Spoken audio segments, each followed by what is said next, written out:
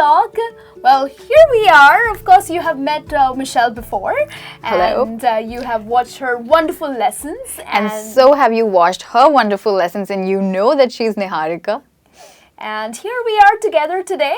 So we thought that why not come together and have a video for all of you guys. I think we should tell them why we decided to make this video. So the other day we were having coffee together and we were just going through our comments and we saw how people are really coming up with this request that we should shoot a video together. So we were like, why not? Let's just do it. Absolutely, absolutely. So we thought that let's just start with how to learn English, because there are so many people who come up to us and they're like, okay, how do we just start learning English? Like, how do we go about it? So we thought that, yes, why not help our people to learn English? Yeah, and then they also wonder, how could we improve? How could we get better? And here we are. I think we've listed quite a few ideas together that we brainstormed, and we've come up with a few suggestions for you all. Yes, so we have 10 simple steps for you to learn English. Yeah. And we're going to start with something very, very simple, which is think in English. What do you think about that, Michelle? Yeah, I think thinking in English is pretty important because it helps your fluency and it restricts your mother tongue. Exactly. Isn't it? What do you guys think about it? So, what happens very often is a lot of people, when they try to learn a new language and they feel that, it is so tough learning a new language. But, it's not the language. I really feel that it's because they think in their native language. So, when you think in your native language and then you try to speak English, that's the mistake that you make. Yeah. Yes. So, people spend a lot of time in translating. So even like native speakers, if in case they're really fluent with two different languages and they end up thinking in a different language and speak a different language, even they get stuck. So I'm sure it's very difficult for the learners as well. So what I really believe in is that you need to start thinking in English. So maybe what you can do is, say for example, you're planning your day. So when you're planning your day, why not think in English? Absolutely, right? For your daily routine. Yes, or maybe you are in a restaurant trying to order some food, wondering what to eat. So, when you're thinking about the food, the different dishes that you can order, so why not think that in English? Yeah, I think your first step should be to just think in English and, not at all go there to that zone where you think in your mother tongue. There should be kind of a restriction or barrier in your mind in thinking in your mother tongue when it comes to talking in English. But otherwise, I think it's a great idea to use your mother tongue as long as you're conversing with people who cannot speak English. So yeah, that's what I think. I think it's a very good point there. Yes, make sure that you start thinking in English. Yeah, so she's made a very good point there. Now that she's talking about thinking, I think we should also talk about talking, because that's the next step. So when you think, then you talk. So talking to yourself. How about that? So quite often it happens that, we really don't get people to talk to in English, and quite a few of my students have come up to me and told me, I don't really get anybody to talk to in English because everyone around me, speaks in my native language. And I go like, yeah, that's quite a possible problem, and we need a real solution for this. So my suggestion for such a problem is that why don't you just talk to yourself in English? Yeah, I know that sounds a bit crazy, but then what you could do is, you could just plan like 2 to 3 minutes long a conversation, and you could go in front of the mirror, and talk to yourself and look at how you appear when you talk in English. And this is not regarding your appearance. This is more about your body language, because when you try and speak a language, you're not just, communicating. It's your body language, the verbal and the non-verbal coming together. So I think it's a good idea, to plan an introduction about yourself, like who you are and where you come from, what's your profession, and go in front of the mirror and go like, hi, my name is Josh, and I'm from so-and-so country, and my profession is I'm a teacher, I'm a blog writer, and etc. etc. So I think that's a good way to start talking in English when you don't have someone around you. Yes, it builds your confidence. Yeah, it does. Yeah. So what's the next thing that would really help you in learning English? Well, I feel that one should work on their fluency and not really focus on grammar. What do you think, Michelle? I think that's a great idea because grammar is so boring. Whenever I think of the word pronoun, it turns me off. Absolutely. Well, do you think people are going to ask you that, hey, can you define what's a pronoun or what's a noun? No, I don't think they would any day. And I don't think it's important for communication either. Absolutely. So what we totally believe in is fluency and not focusing on grammar. Yeah, that makes sense. Yeah.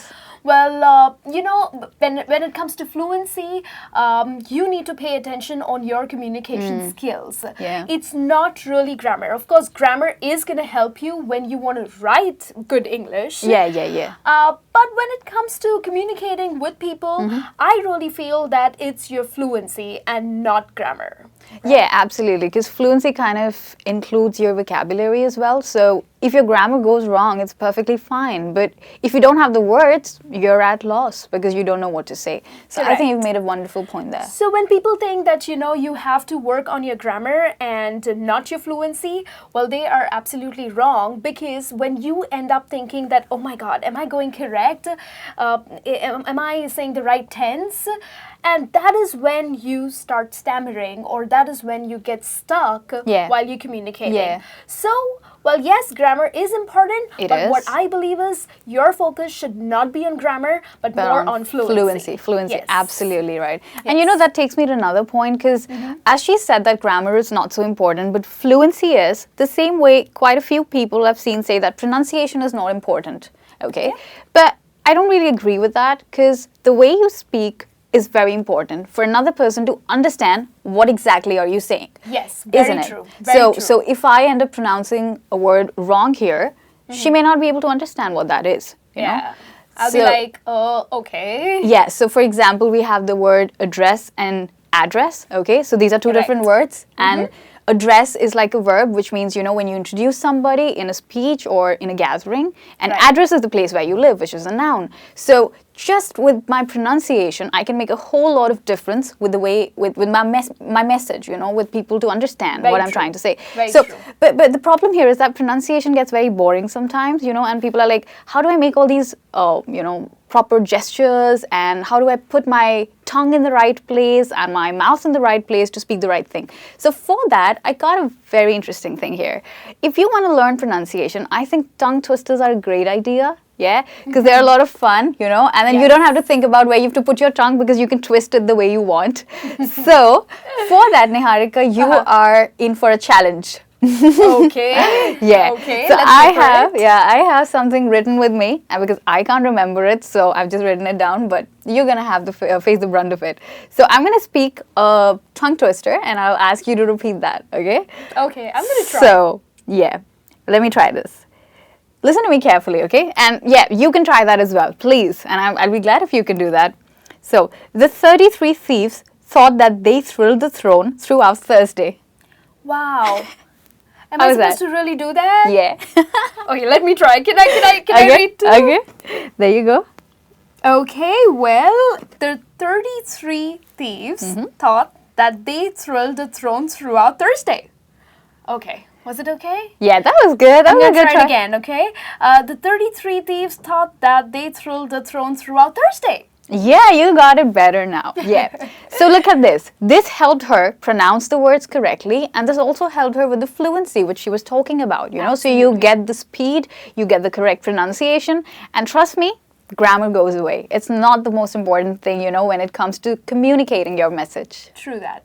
So as I was talking about fluency, and stressing words with address and address, as you just heard, I think I need to emphasize a little more on this topic, because this is a very common problem, and I think you might have faced a problem with this as well.